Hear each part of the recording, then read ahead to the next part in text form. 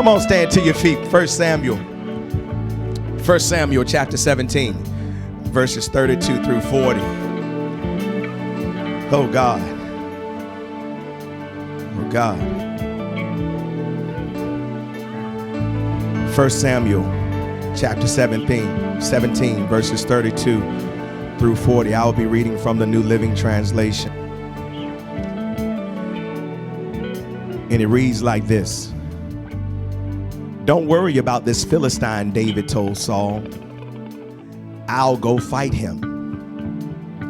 Don't be ridiculous, Saul replied. There is no way you can fight this Philistine and possibly win. You're only a boy, and he's been a man of war since his youth. But David persisted. I have been taking care of my father's sheep and goats, he said. When a lion or a bear comes to steal a lamb from the flock, I go after it with a club and rescue the lamb from its mouth. If the animal turns on me, I catch it by the jaw and club it to death. I have done this to both lions and bears, and I'll do it to this pagan Philistine too, for he has defied the armies of the living God.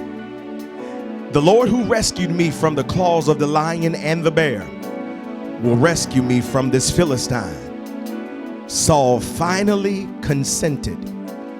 All right, go ahead, he said, and may the Lord be with you. Then Saul gave David his armor, a bronze helmet, and a coat of mail. David put it on, strapped the sword over it, and took a step or two to see what it was like, for he had never worn such things before. I can't go in these, he protested to Saul. I am not used to them. So David took them off again. He picked up 5 smooth stones from a stream and put them into his shepherd's bag. Then, armed only with his shepherd's staff and sling, he started across the valley to fight the Philistine. I want to preach from the subject, God, make me the answer. God, make me the answer. Father, I pray that you would release preaching power. I pray, God, that you would use these lips of clay, that you would use me as your instrument and your tool this morning, so that we might hear a word from you.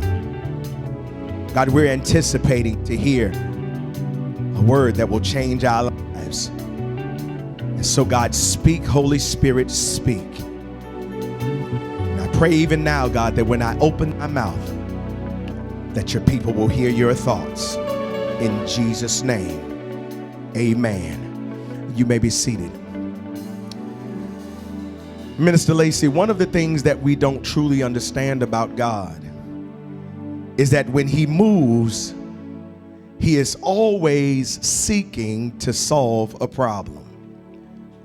What prompts God to move oftentimes, even in our prayer life, Eric, is when there is a problem that we need God to fix. We go to God knowing that God has the answer, or in fact, God is the answer. That's why the old folks used to say, he is a lawyer in the courtroom. He's a doctor when I'm sick. He's a bridge over troubled waters. Because whatever issue we might have, whatever problem in our lives that may manifest, they knew that God is the answer. Sister Jenkins, even when we look back at creation, when God created light, it was to solve the problem of darkness. When God created a woman, it was to solve a problem because it was not good that man be alone. Good God Almighty. In this world that we live in today, the reality is everywhere we look, there are problems. Crime is out of control. Poverty is on the rise. Racism is even more prevalent now than it was in the 60s when Dr. King fought for our civil rights. I want to suggest this morning that just like God becomes the answer to all of our problems, the truth is God has designed us, you and me, to be the answer to a very specific and particular problem. Just the other day, I was watching a piece on Shaquille O'Neal, Eric, and before his father died, he said to him, watch this, he said to him, the reason why God allowed you to be the giant of a man that you are, the reason why God blessed you with the gift to dominate on the basketball court, the reason why God has made you one of the wealthiest men in the world was so that you can take care of your family and be the answer to somebody's problem. And I don't know about y'all, but I don't want God to bless me so that I can be the man, but I want God to bless me so that I can be the answer to somebody's problem and somebody's prayer. When somebody is sick, I want to be able to pray until healing comes. When somebody is broke, I want to have enough money for them and for me. When somebody is in trouble, I want to be the answer to set them free. Is there anybody in here who will give God praise because God has an assignment on your life to be the answer to somebody's problem? Look at your neighbor and say, neighbor, God is getting ready to bless you so that you can be a blessing to somebody else. Can you look at another neighbor and say, neighbor, God has an assignment on your life to be the changing agent in this world. Do me a favor, put your hand on your chest, open up your mouth and shout, God, make me the answer.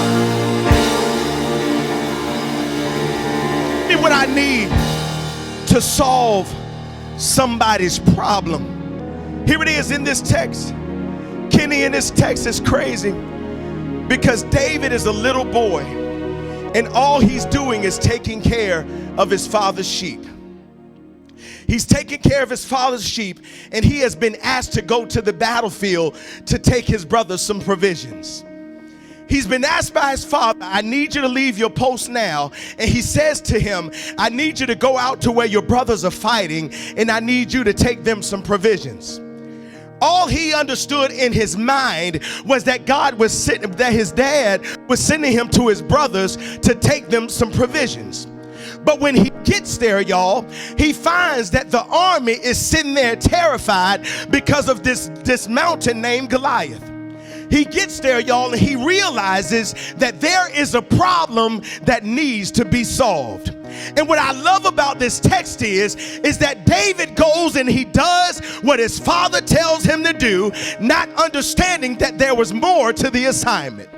Some of us don't understand why God is allowing some of us to go through some of the stuff that we're going through, but it's because God has an assignment on the other side and he's preparing you to go do it. Okay. Watch this. David goes and does what his father tells him to do.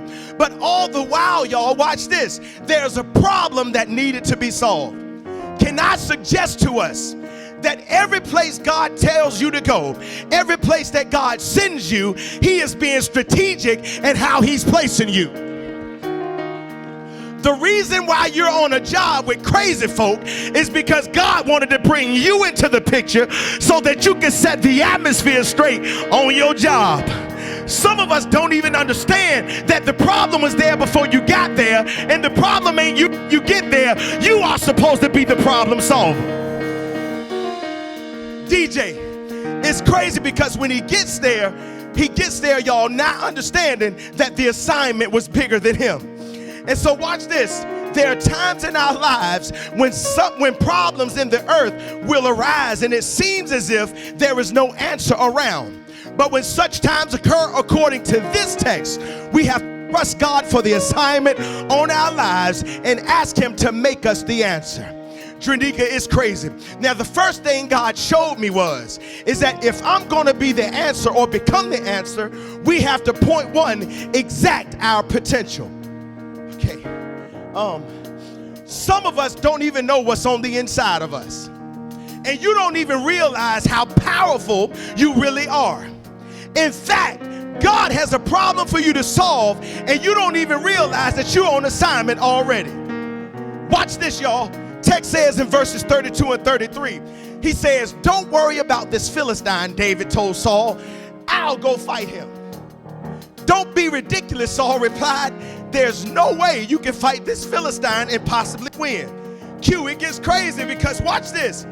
Exact means to claim, make necessary, or practice exaction. One of the things I love about David is that David knew he was, even though no one around him did, he knew who he was. Saul didn't even know who David was because David said, I'll go fight him. Saul said, hold up, young brother. Do you really think that you can go and beat this giant? The problem with some of us is we don't know who we are. We think that because our lives have been somewhat mediocre, that God can't use us in a major way. But the Bible declares that whatsoever a man thinketh, so is he. Before others will know who you are, you got to know who you are for yourself. Can you do me a favor and look at your neighbor and say, neighbor, I might not look like much, but don't play me short. Because God's hands is on me, even if I don't look like it. I get somebody to look at another neighbor and tell them, when you look at me, you better be careful, because there's something on the inside of me you can't see yet. Watch this. The Terron mobile unit broke this week. And they come over every Wednesday, little bro. And so they come over and set the mobile unit up, Q, so that people can get free health care. They set the mobile unit up every Wednesday. But Aunt Rita, this Wednesday, the mobile unit broke down. So they give me a call and say, Pastor, is it possible that we could come over and set up inside the building because the unit is broke? I said, absolutely. You come on and we got everything that you need. They come over and set up. And watch this. There's a lady sitting in the car. And she's waiting for the pastor to come to the door. She ain't never seen the pastor of that church. She's sitting in the corner, Jerry. And I came out the door with my swag. I had on my Nike hat. I had on my Nike sweatsuit. And I was just chilling because I was just working around the church. So I went to her car and I said, ma'am, how can I help you? She said, oh, I'm just waiting for the pastor. I said, oh, really? I said, well, can I help you? She said, well, I'm waiting to get inside the building. I said, well, ma'am, I can help you with that because I'm the pastor and I have the keys in my pocket. She said, you don't look like the pastor. I said, Kelly, how does the pastor supposed to look? She said, well, you look like you one of the boys from around the way. I said, I said, well, let me get your bag, help you into the church. See, do you need anything to drink? Can I get you anything to make your stay more comfortable? And she says, well, when I first looked at you, you just didn't look like the pastor. But while I was still working, the screen was showing the pastor preaching. And when I came back in, she said, I didn't know you was the pastor because you ain't look like it. You better be careful how you size up people because they just might be the answer to your problem. Can I get at least 10 of y'all that will declare, I might not look like much, but don't play me short, because God can use anybody to be the answer to your. That is, she didn't know the thug-looking cat was the answer to her problem that day. Some of us got to understand that it ain't what you look like. It's what's on the inside. Because since I was 20 years old, I knew I was called to be a pastor. Might not look like much, but I'll stand up here flat-footed and preach the gospel. Is there anybody else in the room that will declare, might not look like much, but I'm going to do what God called me to do? Do I have at least 50 of y'all that'll rise up on your feet and declare, might not look like much, go do what God called me? Watch this. Watch this. She put her mind in a place where it couldn't allow her to see beyond what she thought I should look like. But watch this.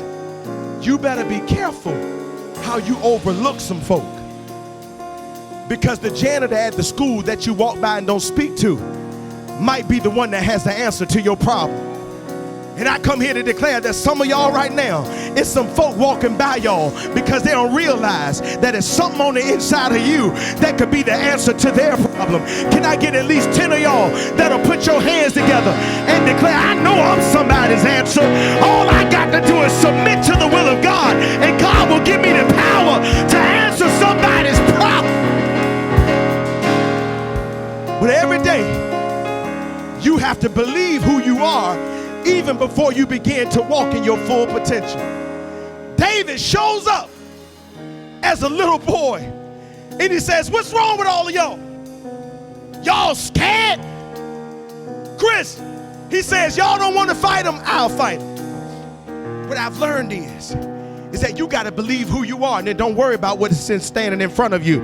I don't know about y'all, but every time I turn on the TV and I see that another brother has been killed by the police, I want to become the answer so that we can reform policing in the United States of America.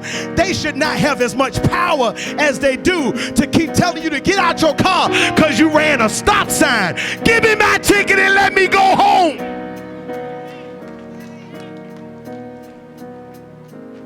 But watch this.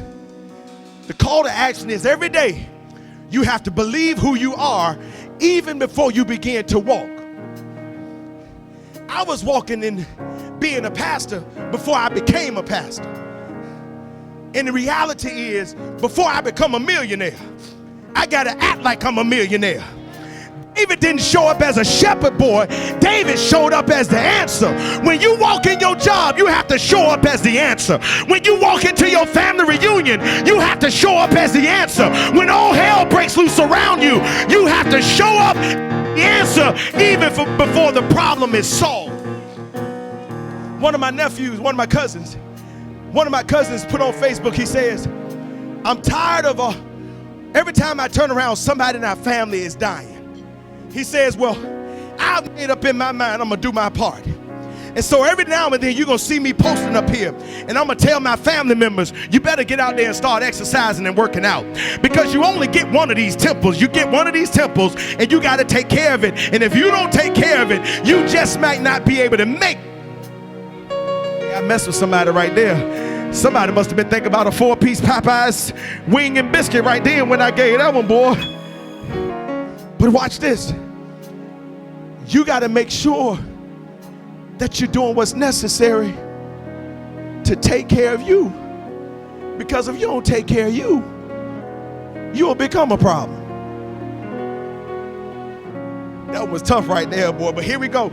Watch this turn. If I'm going to become the answer, point 2 is, Mama, if I'm going to become the answer, point 2 is, I got to establish my worth. Because every now and then, everybody don't know who you are. It's almost like walking to the basketball court and they picking folk. And they look at you and be like, oh, no, he too short, he can't play.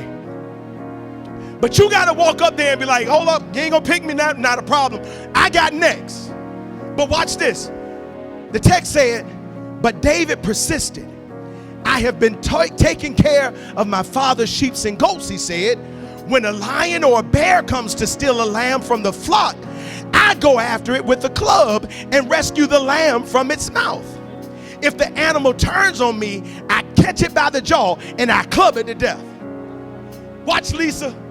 He was saying, Saul, before you dismiss me, let me run my resume back to you. He said, before you dismiss who I am and what I can do, let me tell you what I've been doing. He says, whenever anything came my way, I would kill it if I had to. He says, so all this time, I need you to understand that I've been handling my business so I could get prepared for God's business. Okay. He says, I've survived a whole lot of stuff before I got to this point. Because lions and bears tried to kill me. But because of what's inside of me, I'm still standing and I can fight more. Some of y'all missed a turn. Some of us in here, you've been beaten, you've been bruised, and you didn't think you were gonna make it. But because of what you survived already, it has legitimized who you are. Do I have anybody that's a survivor in the building that can declare what I've been through? God has been setting me up for my next season. Do I have at least 50 people in here that'll stand to your feet and declare every fight that I've had to be in, God has just been preparing me to establish my worth. I can go through to establish my worth. Hell for nothing has been creating some stuff in me that now I can use in this season. Watch this, y'all. When I first got hired at FedEx, before I got the job, Jerry, I was working at this company called Airborne. Airborne Express was like a knockoff Federal Express. It's almost like one of them Louis Vuitton bags without their serial number. I know y'all don't tote them my bag. I was working for this company called Airborne, and we had to work on salary. We had to work 12 hours a day for $240 a week. I know that was, oh my. But it was still better than what I had before that. It was still better than what I had before that. But then I got this job and won't make it but $240 a week on salary, had to work 12 hours a day. I said, God, no, you got better for me than this. Can I help y'all with something? I stayed faithful, learned all I could at Airborne. And wouldn't you know it, my van is parked beside a sister. She wasn't a sister, she was a sister from another mother. But she was my sister. In fact, y'all, her name was Lori. Guess who she started dating? One of the managers at FedEx. I said, girl, you dating who? He worked for who? I said, can you throw my name out? I got an interview with FedEx. Guess who had to interview me? Her boyfriend. And when I got in the room, I knew who I was, Thaddeus. He started asking me questions. He says, what makes you think that you can handle this job and that you qualified for what you're gonna have to do? You're gonna have to work long hours. Been there, done that. He said you're gonna have to work hard. Been there, done that. He says you're gonna have to do stuff that's gonna have to rearrange your life. I said, been there, done that. And then he says, well, sir, this interview is over. I said, no, it ain't. I said, sir, I'm not leaving here until you tell me that I got this job. I said, after all I went through on that season, I said, I know I'm prepared for this season.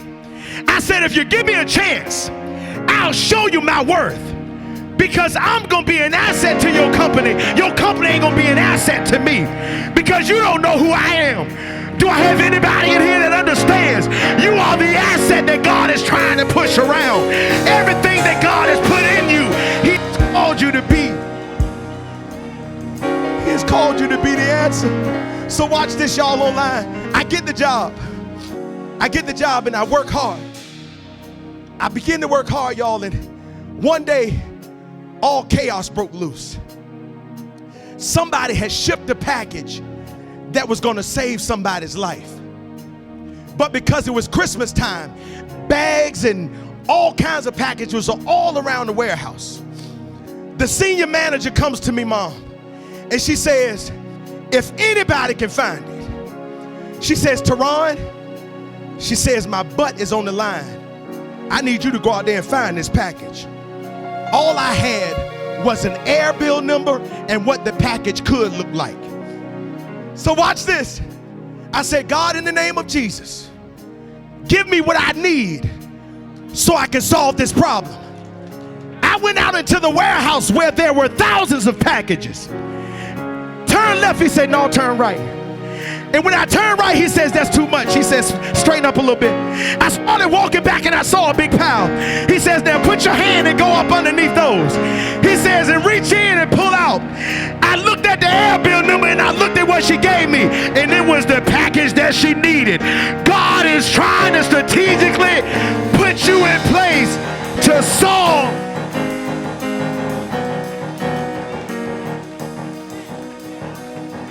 I thought that I was getting a job so that I could take care of my family. God said, no. He says, your reasoning for getting this job is to solve problems.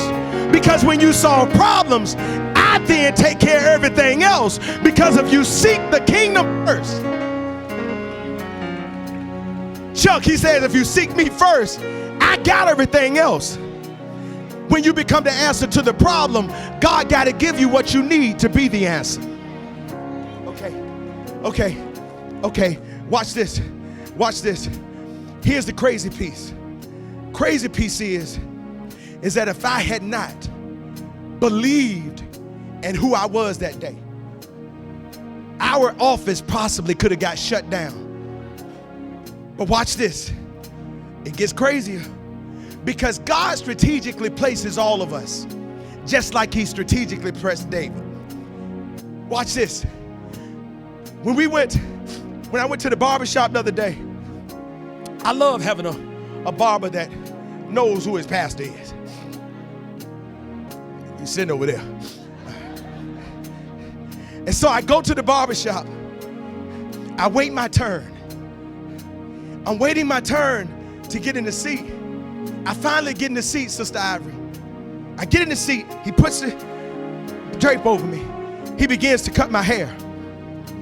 This guy comes into the barbershop with an Amazon uniform on. He comes in with the uniform on and he says, sir, he's talking to the owner of the barbershop. He says, sir, do you have any extra work around here that I can do?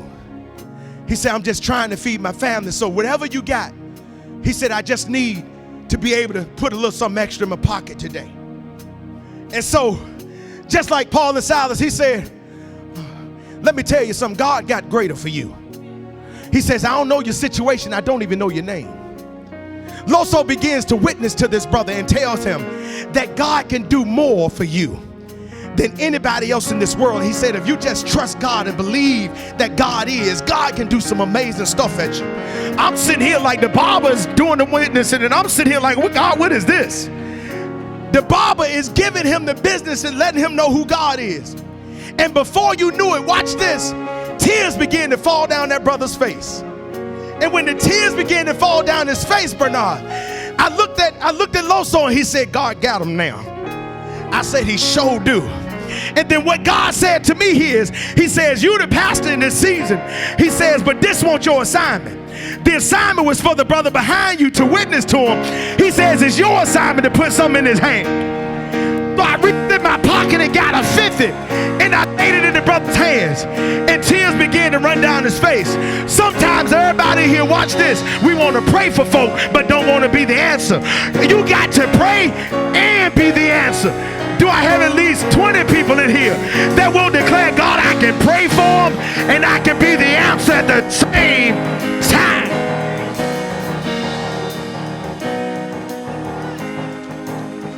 Watch this. My appointment was originally for 9:45 a.m. He calls me and says, Pastor, that time ain't gonna work. He said, because when you come in here, you ain't gotta leave nothing in my hand. He said, them time slots taken up for the folk that gotta leave something.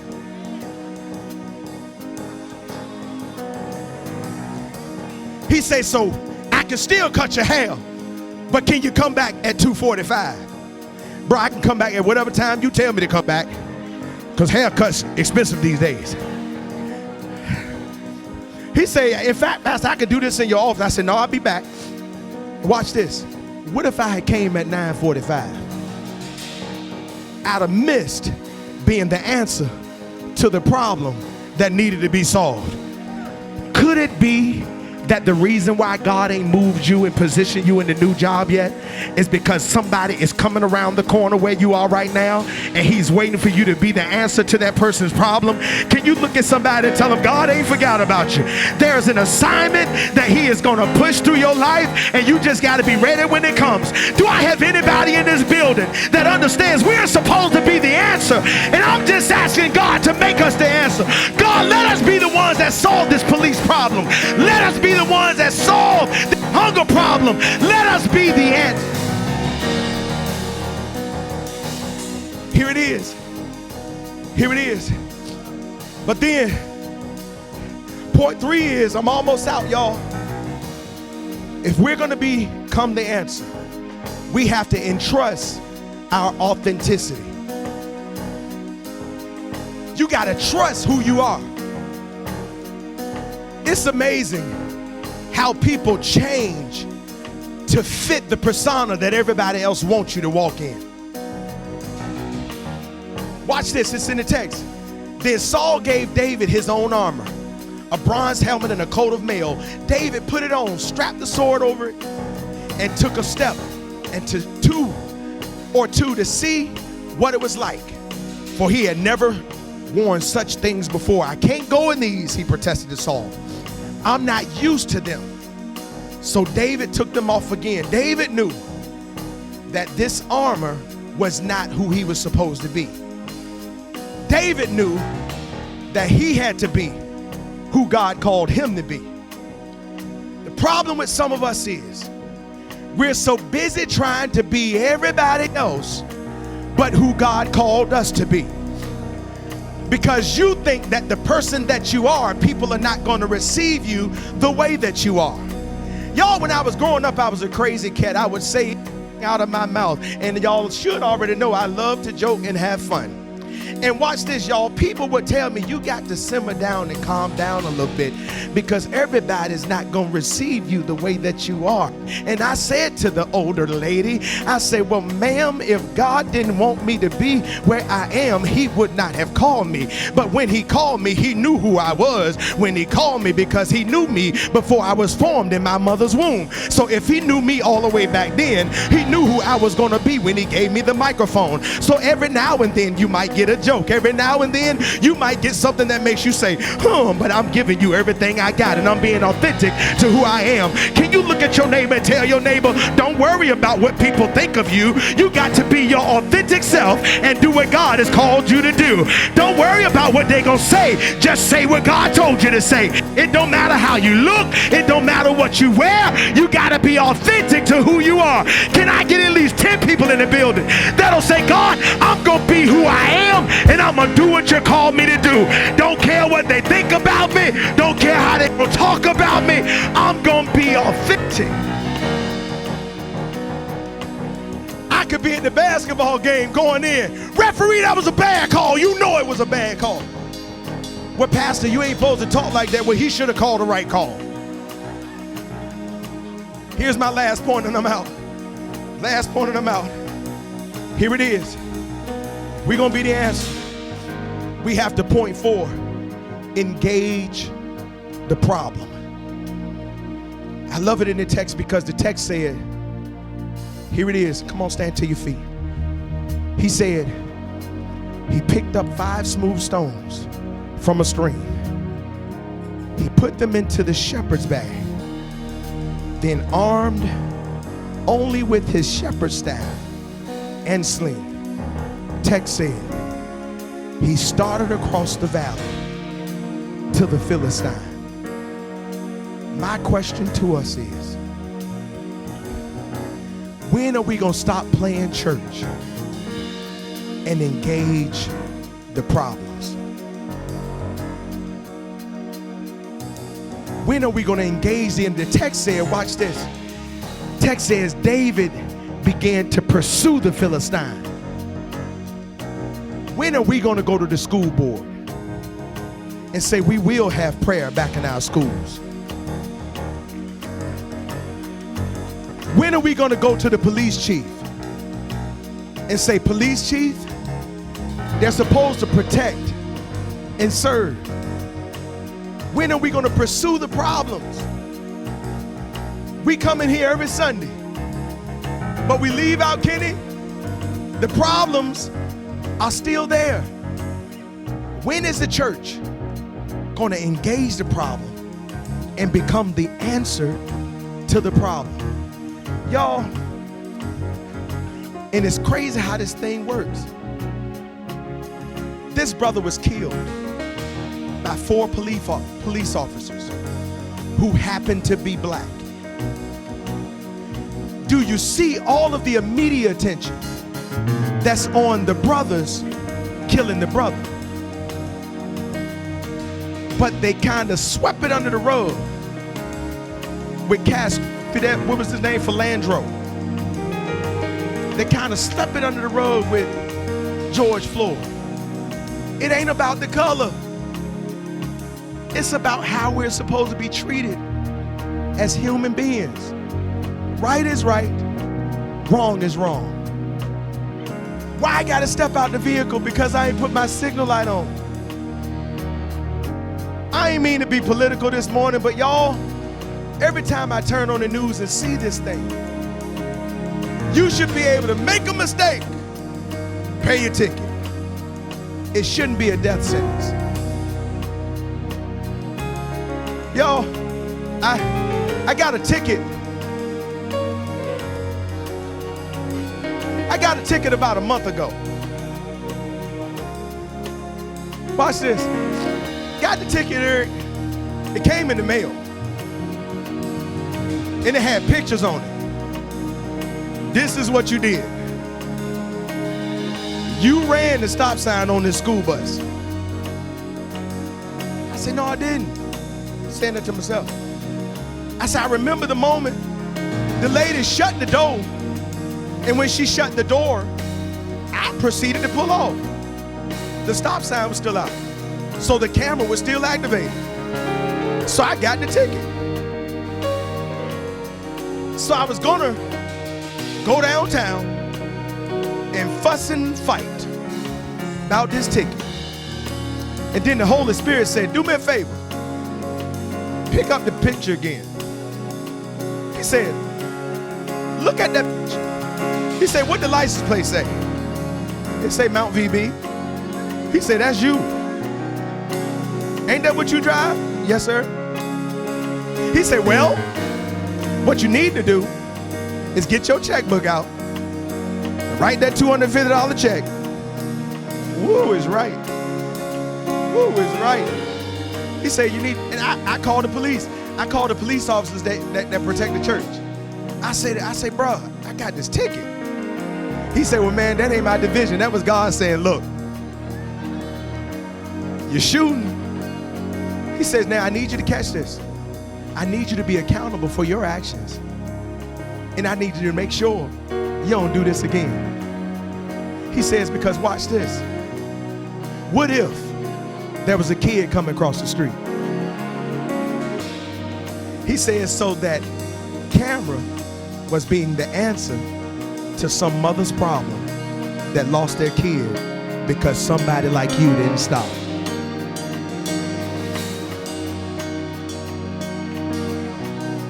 My question to us today is, are we prepared to be the answer? After this sermon, we should look at the homeless guy different now. I ain't telling you to bring him into the crib and make a room for him. I ain't telling you to do that. But I'm saying there's some problems that we can solve that can help them get to the next place. I'm asking God to make me the answer so I can solve some problems. And if we become the answer to solve some problems, what a better place Virginia Beach will be in the Bayside area, because we decided not to play church, but to be the answer to some problems. Come on and put those hands together. Come on and celebrate God.